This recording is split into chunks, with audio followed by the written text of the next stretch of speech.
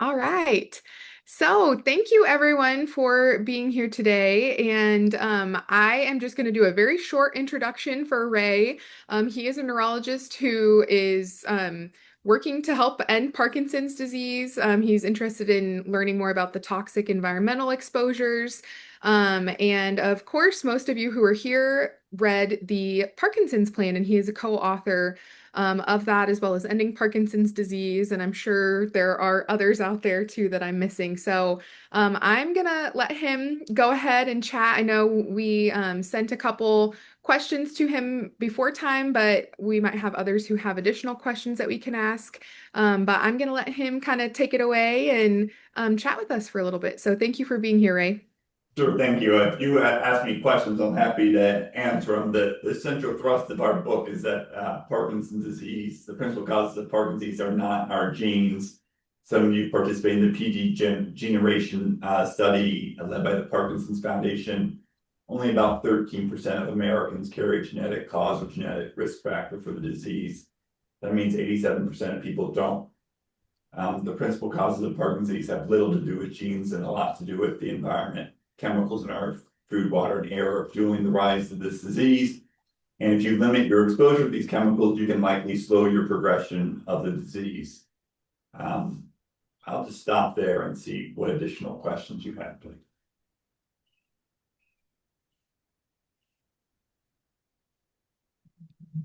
I'll stop there, Blake, and see what additional questions you have.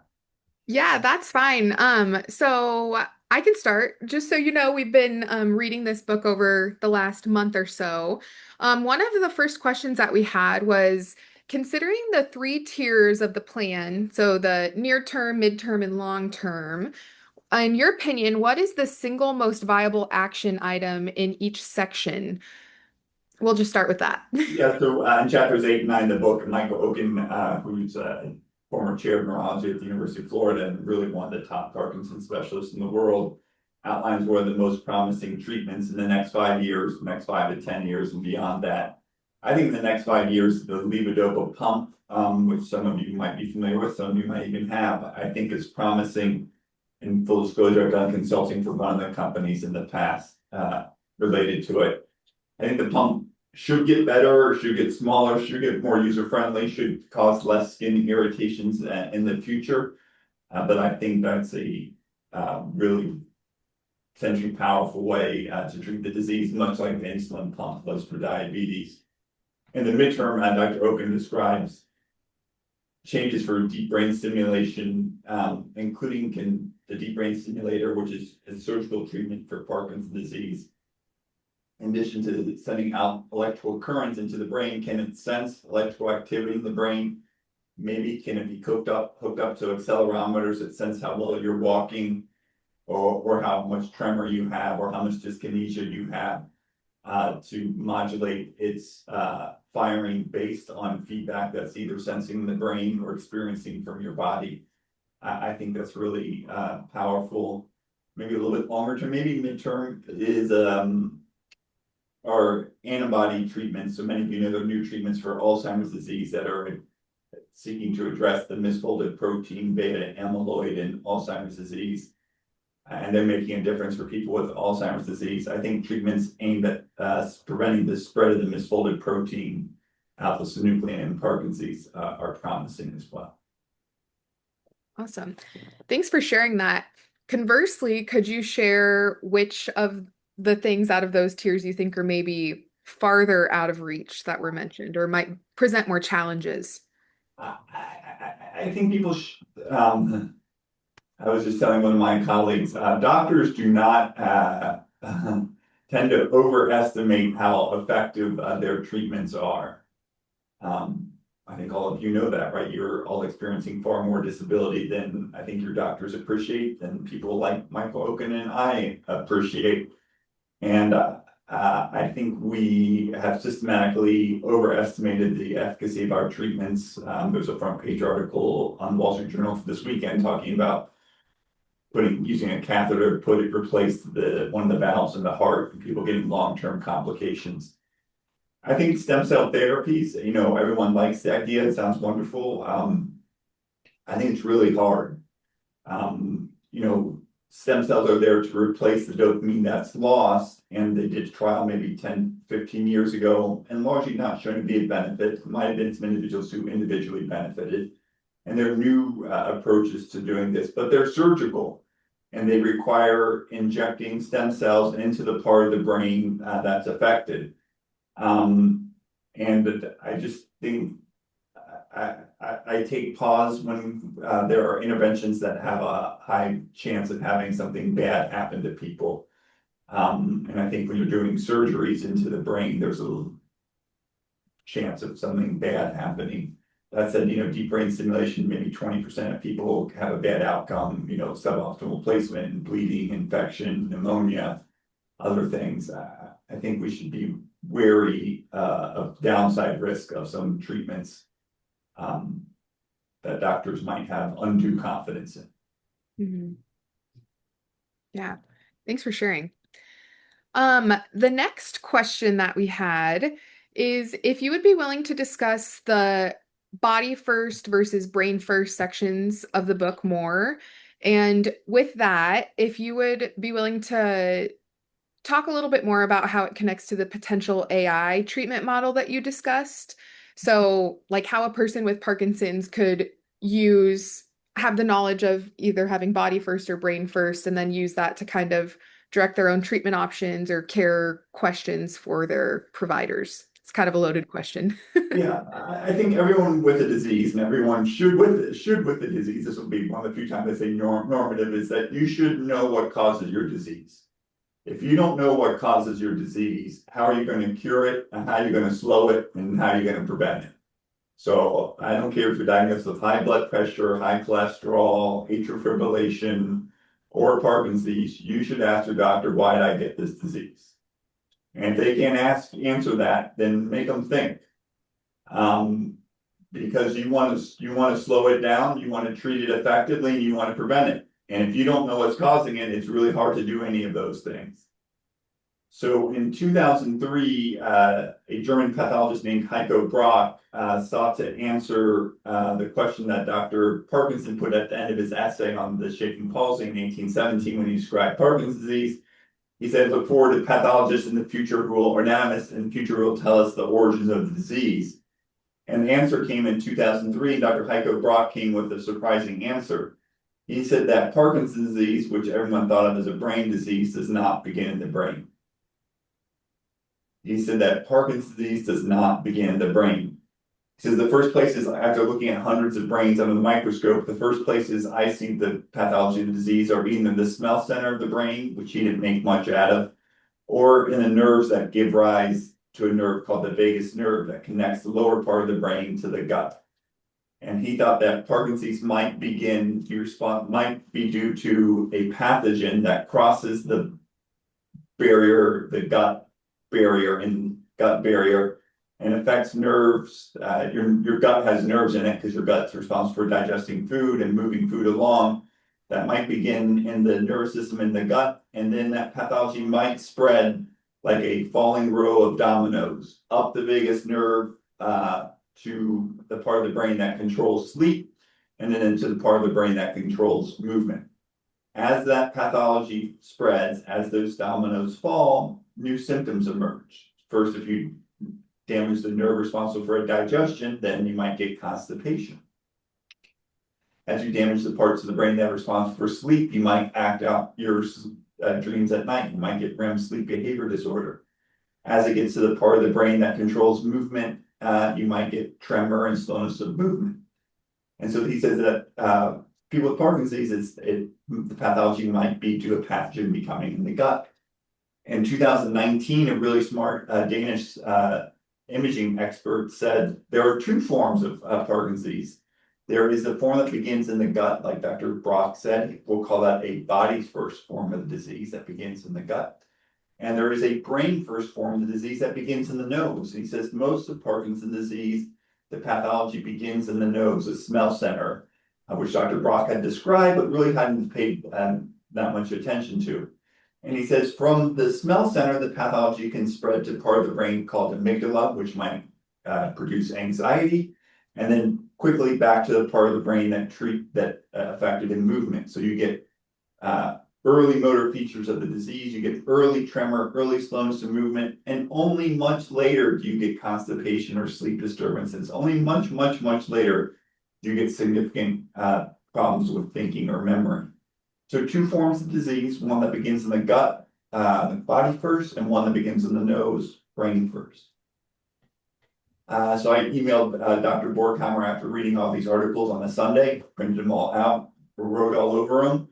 And I said, Dr. Borkheimer, fantastic work. How does this fit in with chemicals that we ingest, that we eat, predisposing to a gut first form of the disease, and chemicals that we inhale, predisposing to a nose or brain first of the form of disease?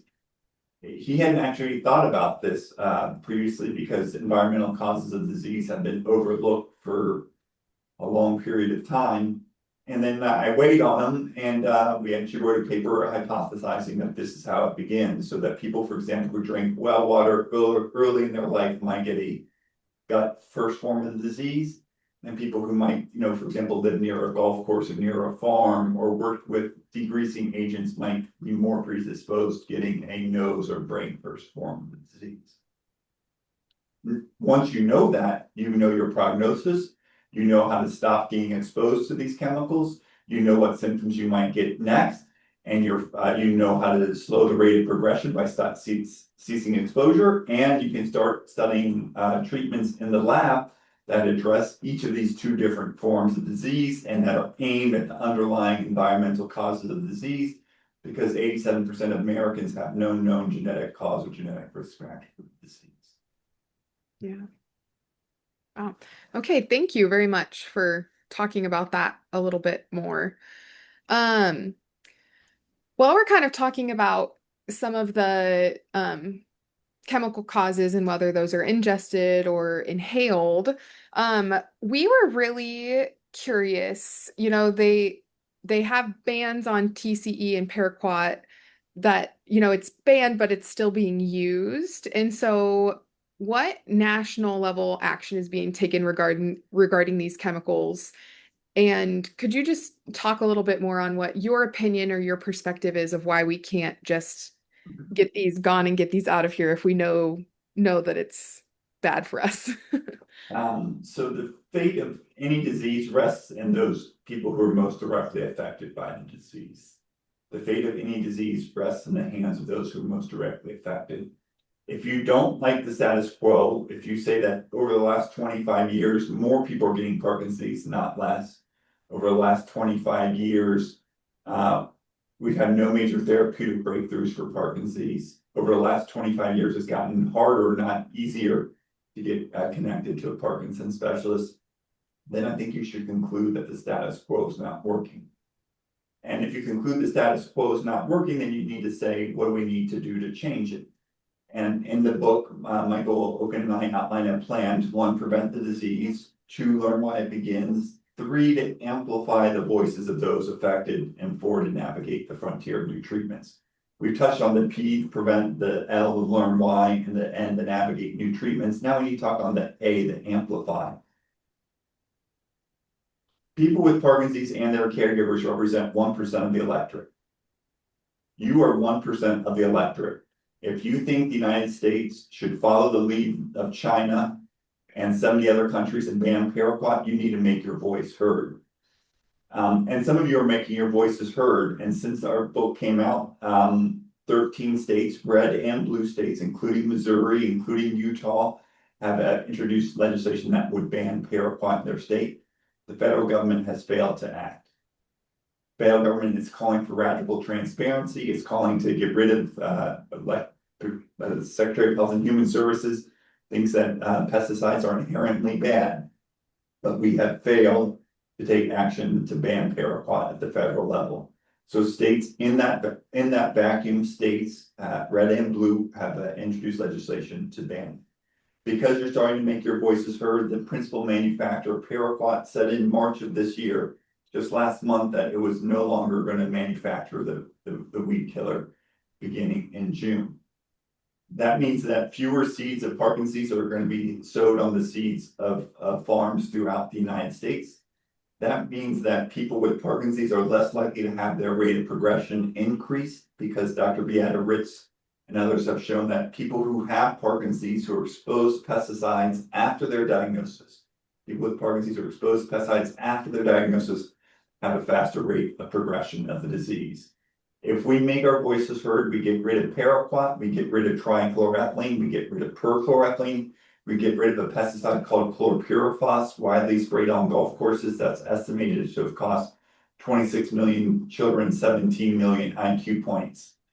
There is something distinctly unnatural about Parkinson's disease, which in 1817 was rare, affecting 6 people, not described in the medical literature, to 200 years later being the world's fastest growing brain disease and affecting 6 million.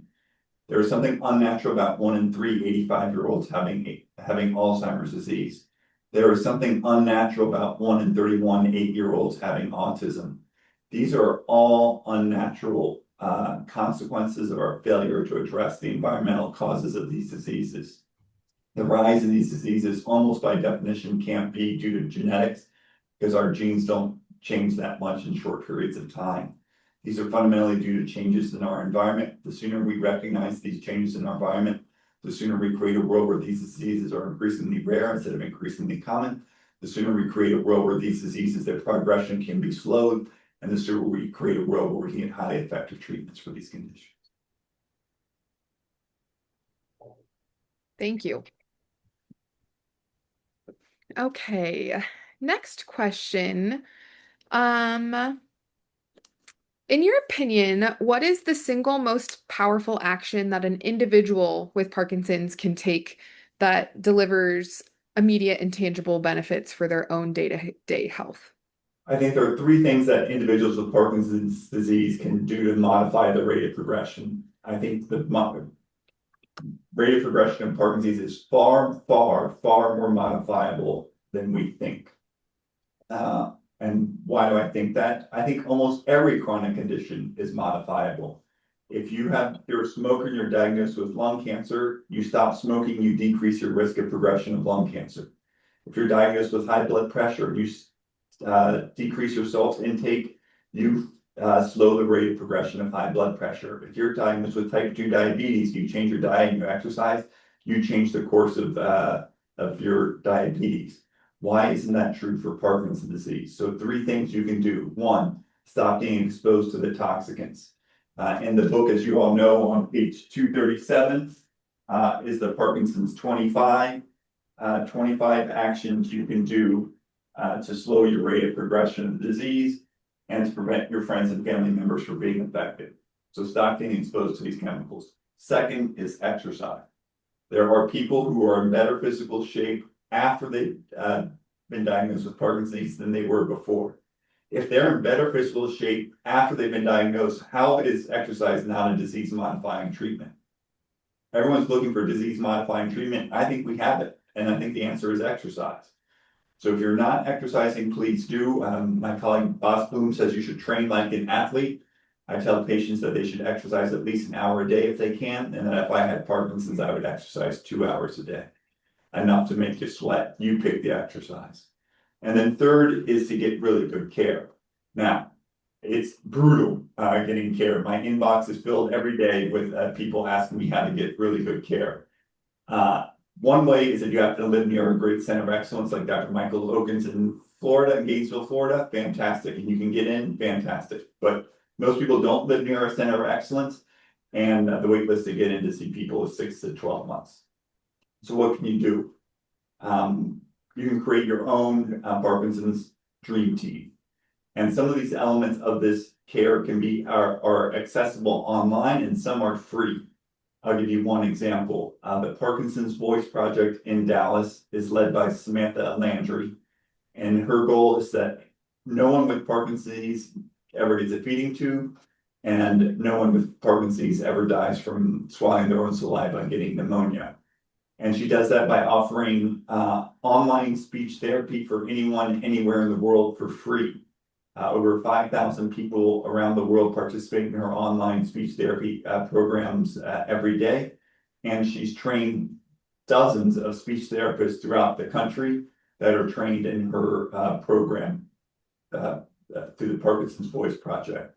There are other great speech programs, Lee Silverman Voice Technique, and many others. If you do speech therapy every day, as they do at the Parkinson's Voice Project, I've heard from people whose voices today are better than they were 10 years ago when they first came in. So you can create your own dream team of Parkinson's specialists and piece them together. It takes a lot of coordination. It puts a lot of onus on you and your care partner to do this, and it's not fair and it's not right, but that's what you can do.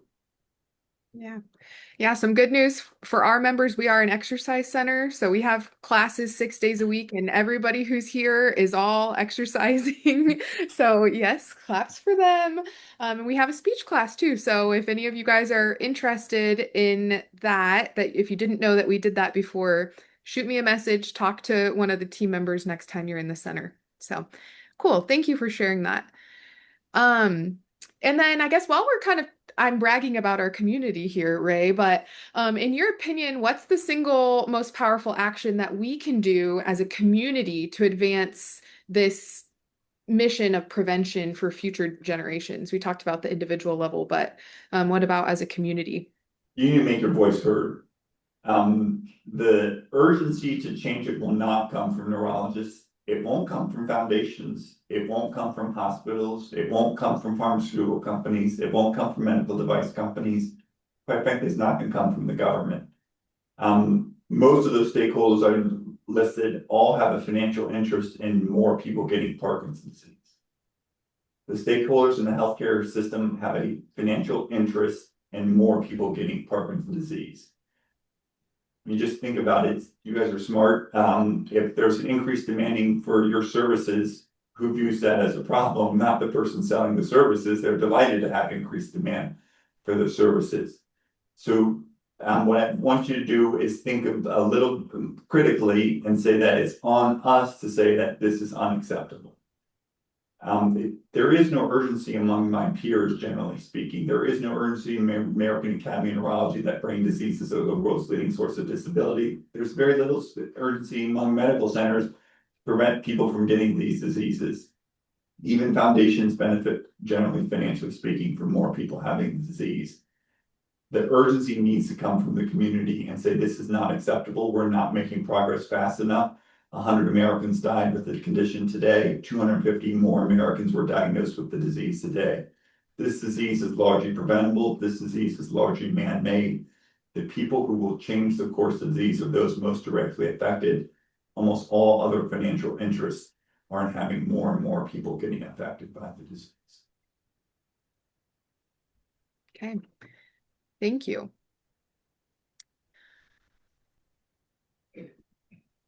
Okay, so I got just a couple questions left and then we'll open it up. So one question that we had was regarding the levodopa for all. You talked about that a few times. And I'm just curious, could you talk a little bit more with the variety of formats of that, the inhaled, subcutaneous, extended release, etc. How how would that work? Just talk a little bit more about that. So the most effective medication for Parkinson's disease is levodopa. It's been created in the 1960s, 1970s, and it's highly effective. Many of you are taking it, and many of you know it makes a dramatic difference. It turns out that globally, not everyone has access to levodopa. It's a relatively safe, inexpensive, generally well-tolerated pill. But many people with Parkinson's disease in many parts of the world don't have access to effective treatment. We don't find it socially acceptable that people with HIV can't have access to often more complex, expensive medications with adverse side effects. And that's right. And we shouldn't find it socially acceptable that people with Parkinson's disease go without access to highly effective and expensive medications for their condition. And right now, that's the case. And so in the book, Michael Oken and I, and Michael especially, articulate 3 goals. And one of the goals is that by 2035, that 10 years after the publication of the book, that 100% of people with Parkinson's disease have access to levodopa. Until we prevent the next wave of Parkinson's disease, we need to make sure that those who are currently affected have access to medications that improve their quality of life. Thank you. Okay, I am going to open this up for other people in the Zoom room. If you guys have questions, you can drop them in the chat. Or if you'd like to just kind of raise your hand or unmute yourself, um, we can open our questions up now. I have a quick question. Yeah, go ahead, Kirby. Um, just in talking about the I guess the beginnings, I was kind of looking for an inciting incident in my history of like figuring out like when I was exposed to some chemistry or something like that back when I was a child. What could possibly be the incident between then and say 5 years ago when I was officially diagnosed with Parkinson's and all my symptoms really kind of became problematic? Sorry, what could be what was the word you said? Have you guys looked at like what could an inciting incident possibly be that could actually trigger those symptoms? Like, would it be like a high stressful event in somebody's life or a combination of another chemical or something like that? Yeah, so I think, I don't know, but I think for most people, the seeds of Parkinson's disease are planted early. So I always focus on what happened to people when they were children. Um, like where they live, where they grow up, did they drink well water, were they around pesticides? What were their jobs as teenagers? And we discussed this in the book, one man whose job as a teenager was spraying paraquat on cotton in West Texas, did that thing for 2 summers and developed Parkinson's like 30 years, maybe even 20 years later. The Marines at Camp Lejeune, for example, when they were exposed to trichloroethylene, this degreasing chemical in their water, their average age was 20. Some were teenagers, yet 34 years later, they developed Parkinson's. What kind of work did you do? What kind of occupation? And where do you live?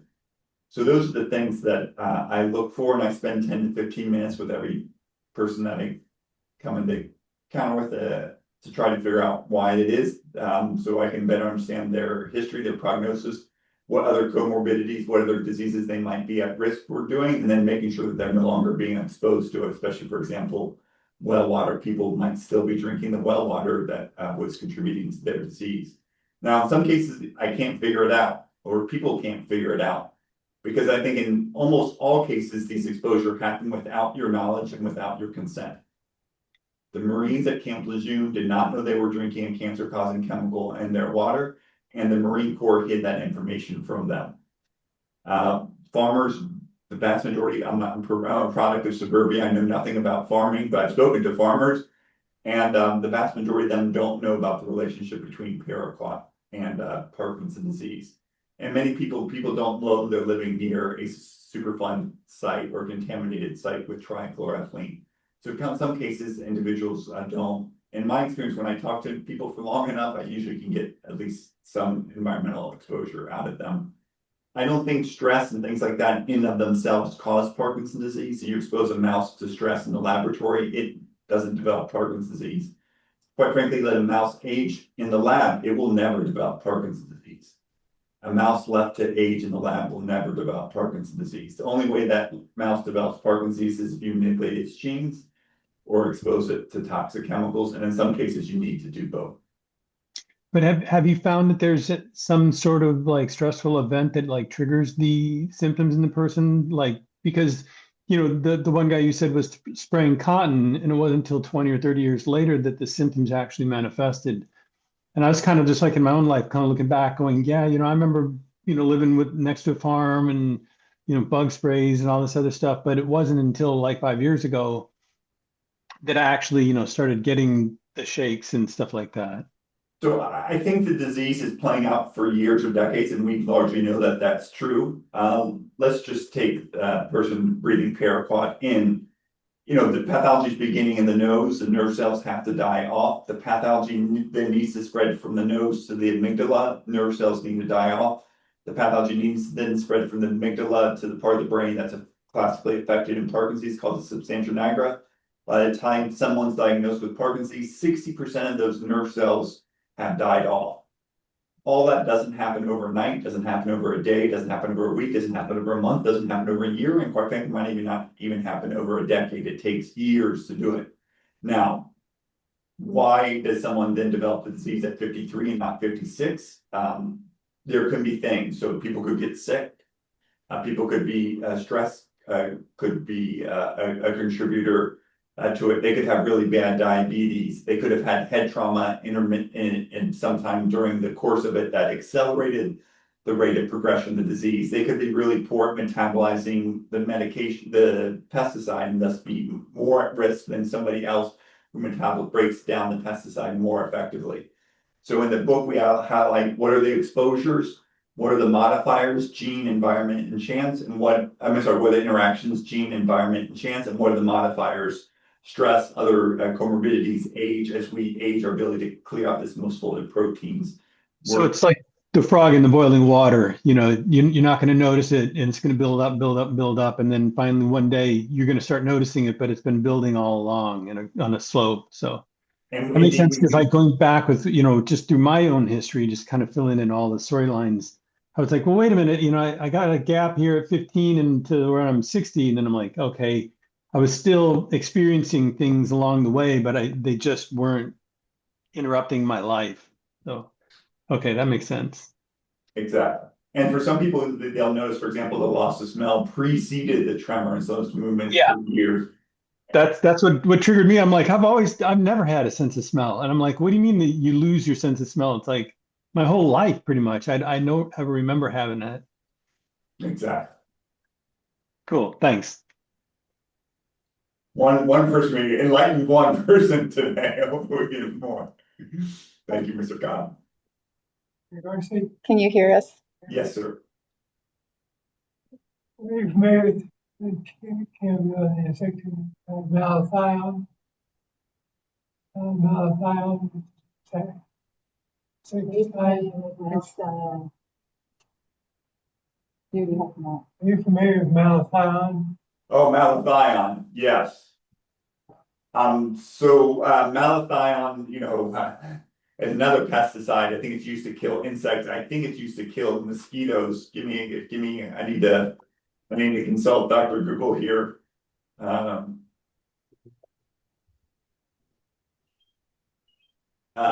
Yeah, so all right. That class, it belongs to a class of pesticides that have been linked to Parkinson's. I can't say, back up in medical school, there were hundreds of medicines. I had to learn them all. But there are hundreds of pesticides and I don't know all the pesticides.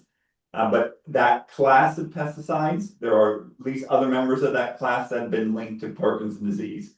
There are other insect killing pesticides. The poster child is DDT that damage the dopamine producing nerve cells that are lost in Parkinson's. So I do worry about people who've had exposure to insect killing pesticides. I can't speak directly though to malathion.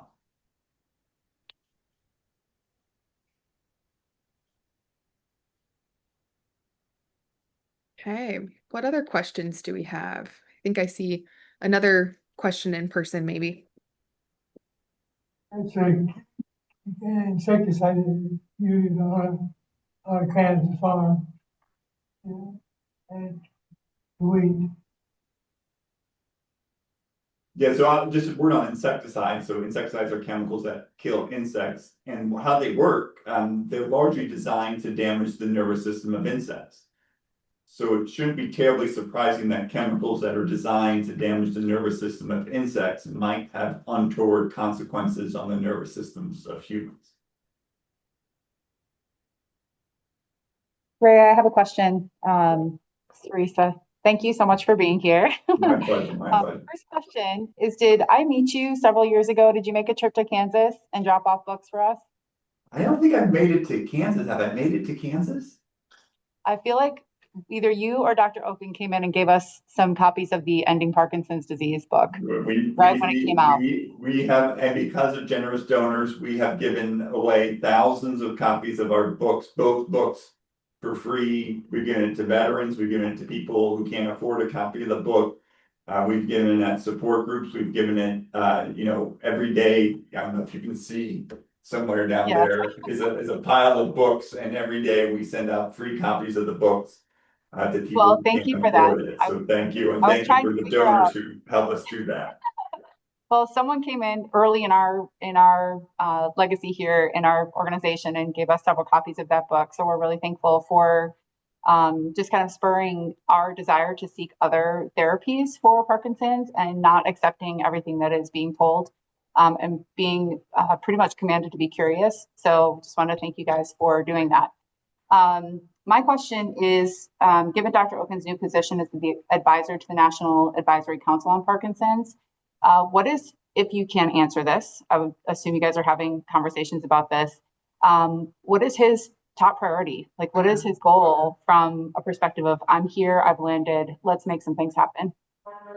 So I didn't want to speak for Mike Oken, but we wrote in chapter 10 of the book, we give you our thoughts on what a plan for Parkinson's disease could be.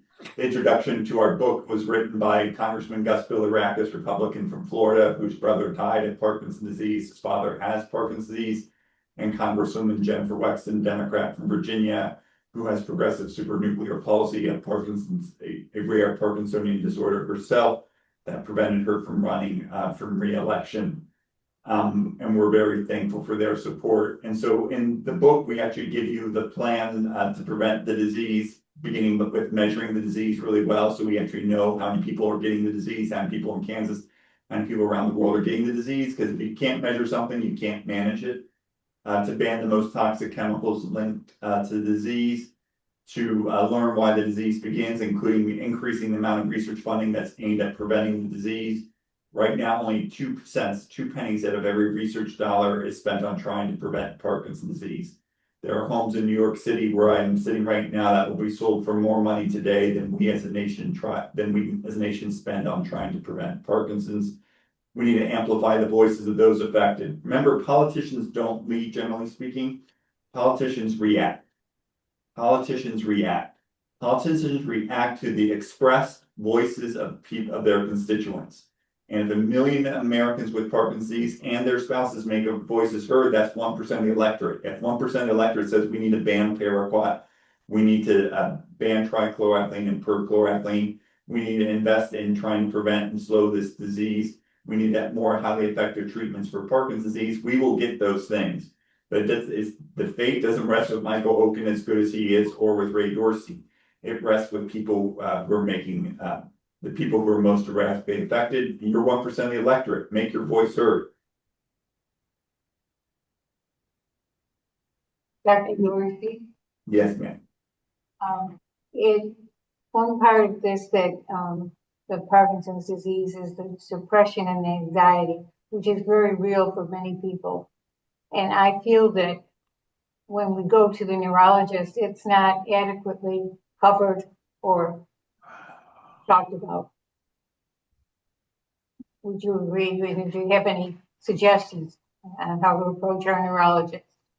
Yeah, so one, yes, I agree. Two, you need to have an agenda. Before you go to the doctor, write down your top 3 to 5 concerns and give them to the doctor. Almost all doctors are trained to get something, the chief complaint or chief concern.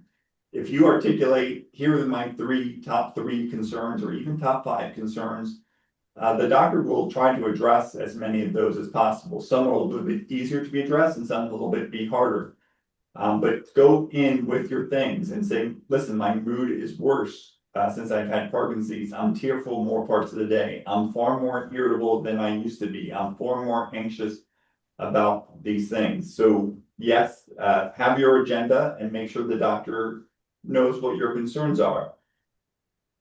And these things are treatable. And it turns out that exercise, for example, in some studies is as effective or more effective than antidepressants for treating depression.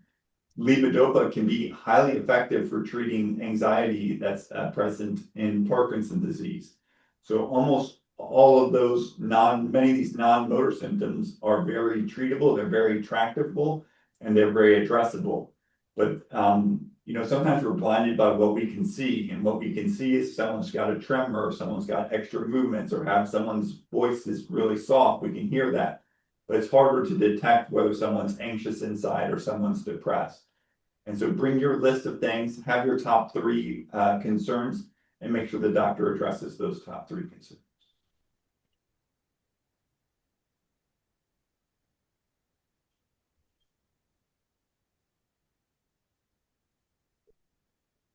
Hey, does anybody else have any questions they'd like to ask? Hello, this is Charlie Shorgle. Can you hear me? Yes, we can hear you, Charlie. All right. So I was diagnosed a couple of years ago when I was 63 years old, and I was evaluated. And are you familiar with a company called Ceravance, a drug company called Ceravance? Yes. I was in the phase 2 trial, and 2 days after I started taking the medication, about 90% of my symptoms went away, and it was a 3-month trial. And after the trial was over, they told me they were going to have phase 3 and that I couldn't be part of phase 3, but I could take the drug during phase 3. And then about the 1st of March in 2025, they called me and said the results were statistically insignificant. And then I had about 10 different symptoms and they all came back. And I went to the Mayo Clinic and just to get a second opinion, and they put me on carbidopa levodopa. And I started with 1 pill 3 times a day and worked myself up to 3 pills 3 times a day. And basically, I'm taking 2.5 pills 3 times a day. But they were very specific on how you take the pill an hour before or 2 hours after you eat. And for the last 10 months, I've been 100% asymptomatic, which is miraculous, and I'm very thankful for that. So, two things. Number one, how important is it how you take the drug? And number two, I mean, have you seen many people become asymptomatic after taking carbidopa levodopa? Yeah, I mean, the levodopa, when it came out in the 1960s and 1970s, was considered a miracle drug. I don't know if any people seen the movie Awakening, showing Robin Williams and Robert De Niro, and it showed people literally awakening from stages of catatonia for decades and moving around, talking and interacting when they previously couldn't. So for individuals who clearly have Parkinson's, levodopa can be a game changer, and that's why we want to make sure people have access to it. Now, over time, the disease progresses. You need to often have a higher dose of medication. Every medication, including levodopa, has side effects. So these things can get worse over time, and the sometimes people call honeymoon period, can be shortened. But it is clear that people who have early Parkinson's who take levodopa end up being better a year later than they were when they walked in the door. So it's a miraculous drug, and the reason it became developed is because people found that the brains of people with Parkinson's had lower levels of dopamine than the brains of people without it. So research is a prerequisite for us to figuring out better treatments for the disease, and a prerequisite for a cure is knowing what the cause of a disease is. If you want to cure Parkinson's disease, the first thing we need to do is define what its cause is, just like we figured out that the cause of bleeding ulcers was a bacteria and we prescribed an antibiotic. We found out that the cause of liver infections and liver cancer was a virus called hepatitis C, and now we give a course of antibiotics, antiviral agents, and we cure hepatitis C. If we figure out what the cause of Parkinson's disease, and I think those causes are chemicals in our food, water, and air, we can more highly effectively and faster develop the treatments for Parkinson's disease.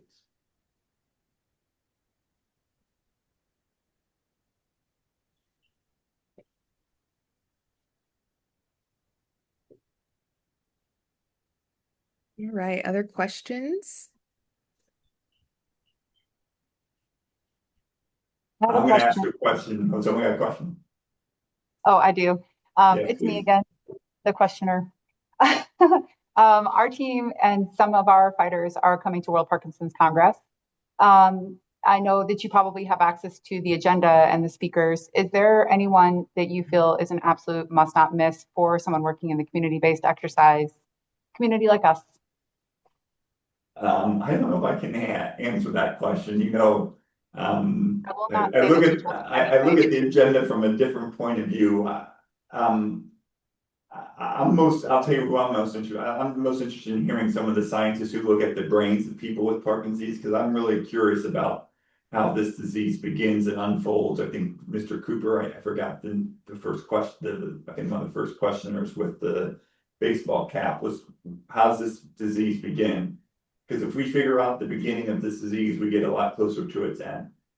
And for the vast majority of human history, Parkinson's was extraordinarily rare.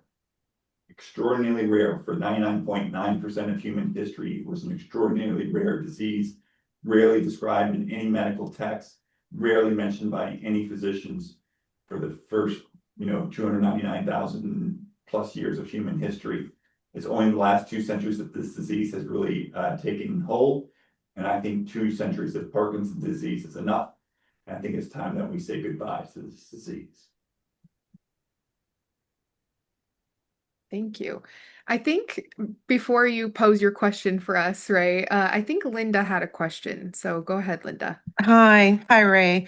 In our discussions, we talked about uh, the things that we did in the past where we did not get rid of the chemicals properly, that we just threw them in the sewer or we just threw them in the ground, or we didn't even think about the repercussions or didn't know that there could be repercussions from that. So there are different places. Say, for instance, we have one in the area nearby that it was dry cleaners, and there's chemicals in the ground, and who knows where all the chemicals are. But have you known of how do they clean that up? I know you can't give a whole long, big answer, but is there a way to actually clean it up? How do you know that you've cleaned it up? Yeah, so let's just do dry cleaning chemicals. So many dry cleaners maybe legitimately try to dispose of their chemical in the proper Mm-hmm. way. They have an underground storage tank and maybe it leaks. Maybe they put it in a sewer line, the sewer line leaks, or sometimes they inappropriately dispose of the chemical, not thinking it would have negative consequences. The chemicals, like many of you know, that radon can evaporate from soil and into your home and cause lung cancer, for example. Some of you have had your homes tested for radon. These same dry cleaning chemicals can evaporate from soil and underlying groundwater and enter people's homes, schools, and workplaces. Army barracks, military barracks, for example, at Camp Lejeune, were known to be affected because the Mm-hmm. chemical not only contaminated the water, but evaporated entered the barracks, and it can cause cancer and likely increases your risk of Parkinson's. It's really hard to clean it up, and that's usually expensive to do so. It's relatively easy to prevent people from getting exposed.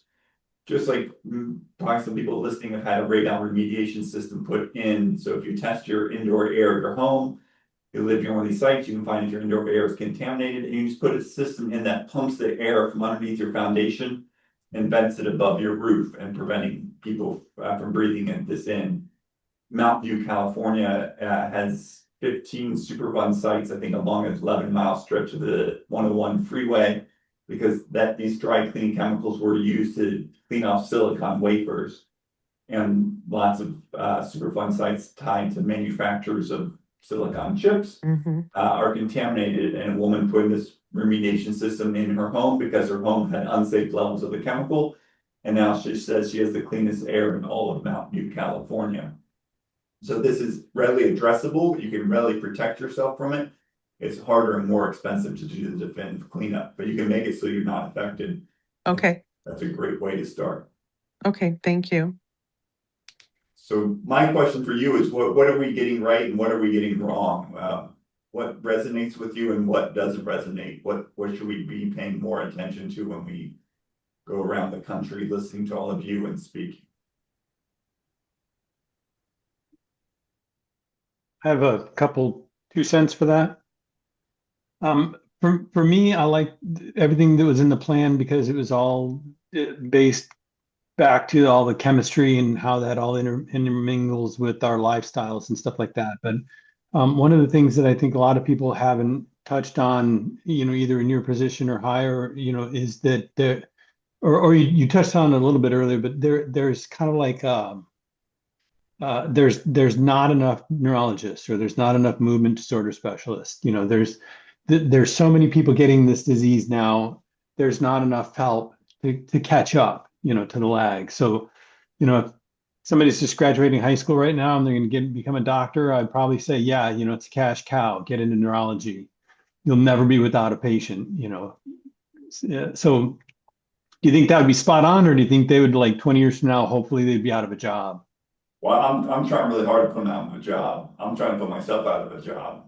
And you know, you laugh, but you know, this has happened. You know, there used to be polio specialists, there used to be polio treatment centers, there used to be iron lungs, there used to be a March of Dimes.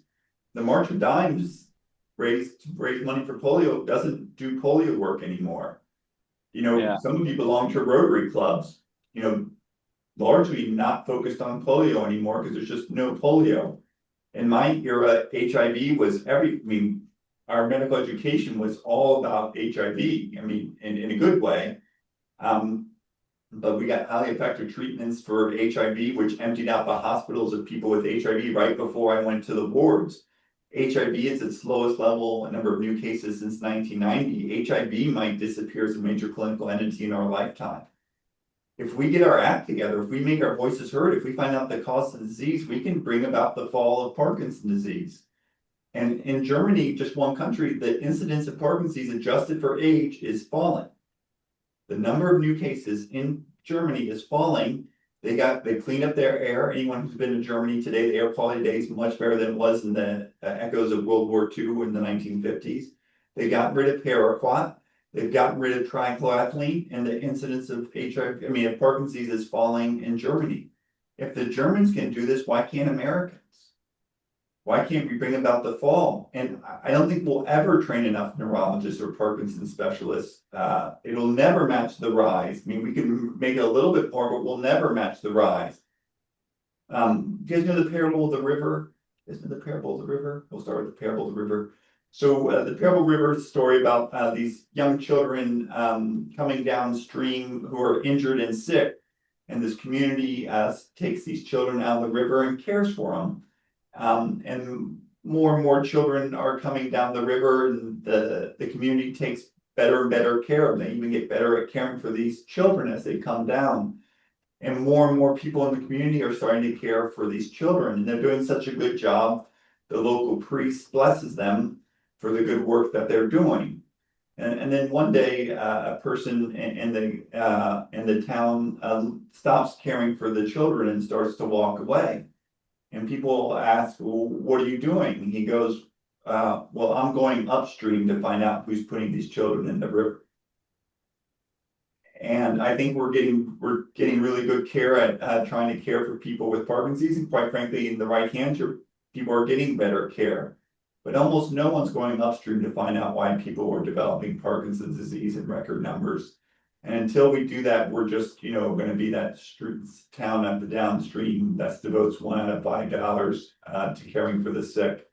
And more people are getting sick, and care is getting more and more inaccessible.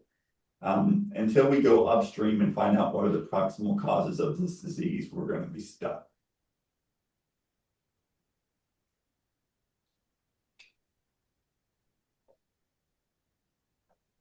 Can I ask a question? Yes, ma'am. So what I'm hearing then, and we were trying to figure out some action items that we could do as a group. And one of them was talking to maybe incoming doctors.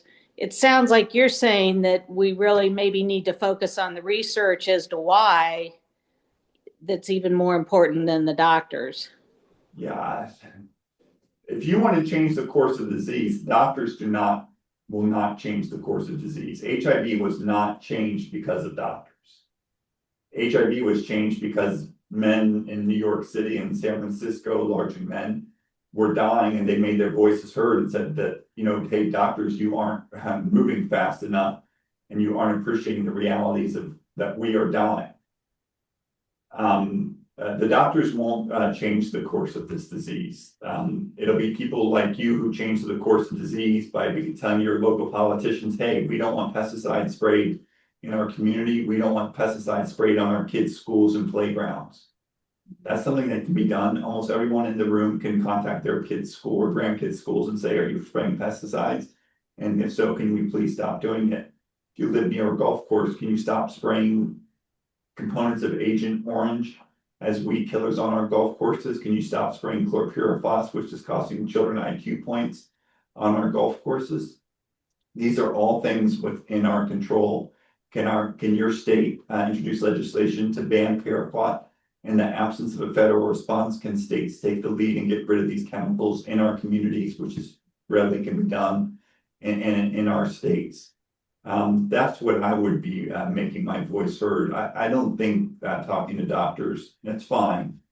But you know, I'd be holding my politicians and representatives. Listen, there's a movement today. I think there were women, moms speaking in Washington, D.C., saying we don't want pesticides, many of which are nerve toxins, being sprayed indiscriminately and causing disease in our communities. That's what politicians listen to. If people make their voices heard, politicians will react. That's what their job is to react to the needs of their constituents. And the Parkinson's community has been too nice, too quiet, too soft, and not demanding enough of scientists, not demanding enough of foundations, and not demanding enough of politicians and their representatives in terms of addressing this disease. Hi, may I ask a question? I have it in the chat. Charlie had mentioned the timing of carbidopa levodopa with meals, and so I was just interested in your thoughts on that. And also, is that medication useful in all alpha-synuclein disorders, not just Parkinson's? Perfect. So we'll use this as the closing one. Levodopa is an amino acid, and so it competes with protein for absorption in the gut. So in some individuals, especially those later course, it's not advisable to take the medication at the same time you take a large amount of protein, like bacon and eggs. I wouldn't be taking your levodopa with your bacon and eggs. You're probably not eating bacon and eggs anymore. But if you are, don't take it at the same time because you may not absorb it. Second is levodopa effective for Parkinson's and other Parkinsonian disorders. Generally, yes, it's by far most effective for people with Parkinson's, but in general, with other people who have Parkinsonian disorders, multiple systems atrophy, dementia with Lewy bodies, it can be effective, but it often might get into more difficulty with side effects.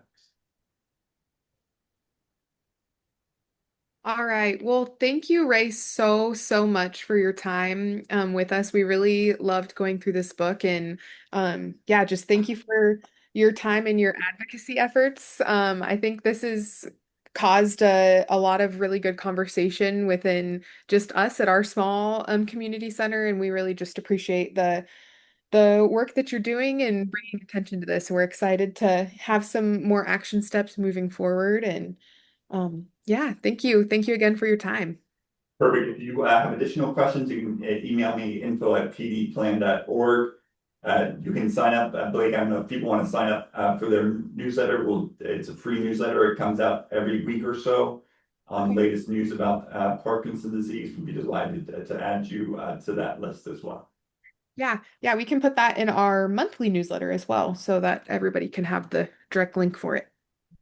Perfect. Thank you very much. Please spread the word about the book. The more you get the information out of the book, it's easier for to write a second book or a third book and give people secrets about how to live a better life with Parkinson's disease. So the more people read the book, the more people get it from the library, the more people who purchase the book. And if you can't, you'll let us know where it helps us out.